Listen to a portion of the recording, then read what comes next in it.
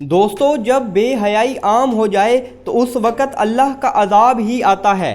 جب بھی اللہ کی ذات جلال میں آتی ہے تو اس کا غیظ و غضب اس دنیا کے اوپر پہاڑ بن کر گرتا ہے، جس کے بوجھ تلے دب کر یہ تباہ و برباد ہو جاتے ہیں۔ اللہ کو ناراض کرنے کا مطلب اپنی تباہی کا سامان تیار کرنا ہے۔ عذاب مسلمانوں کے اوپر آتا ہے۔ جب مسلمان اللہ کے احکامات کو چھوڑ کر اپنی منمانی شروع کر دیتے ہیں تو اس وقت وہ تباہی کا شکار ہو جاتے ہیں۔ آج کے دور کے مسلمان صرف نام کے مسلمان ہیں۔ ان کا انداز کافرانہ ہے۔ جیسا کہ اقبال نے جواب شکوہ میں کہا تھا، ہر کوئی مست میں ذوق تن آسانی ہے، تم مسلمان ہو یہ انداز مسلمانی ہے۔ حیدری فقر ہے نہ دولت عثمانی ہے، تم کو اسلاف سے کیا نسبت روحانی ہے۔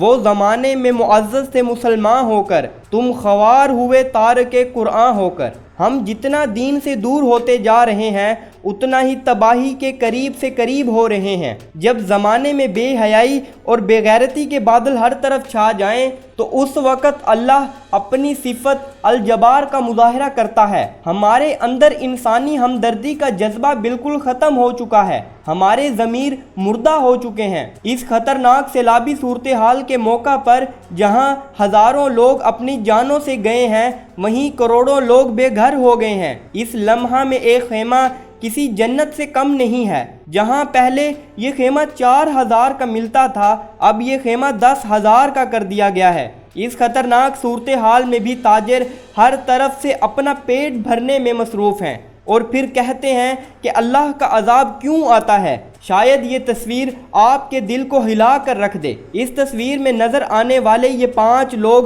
اس ایک پتھر پر کھڑے ہوئے اپنی موت کا انتظار کرتے رہے۔ ان کو بچانے کے لیے تو کوئی نہ پہنچا، لیکن آخر کار موت ان تک آ پہنچی۔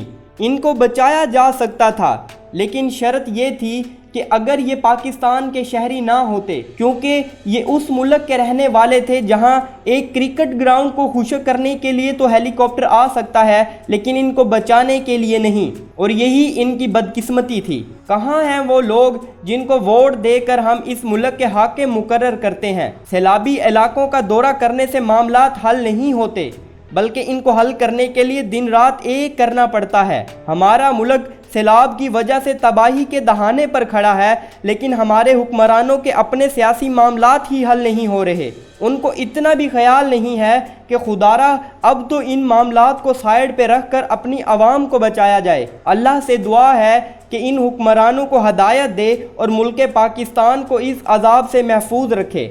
آمین۔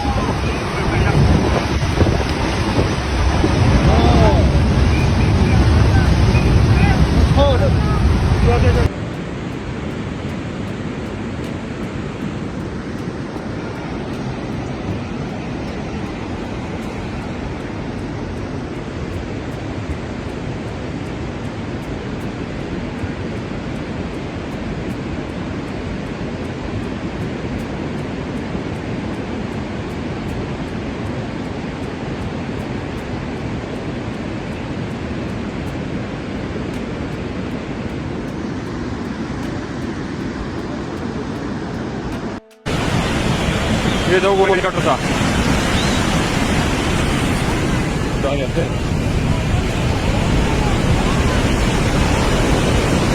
ये दो गोरे डॉक्टर से बोल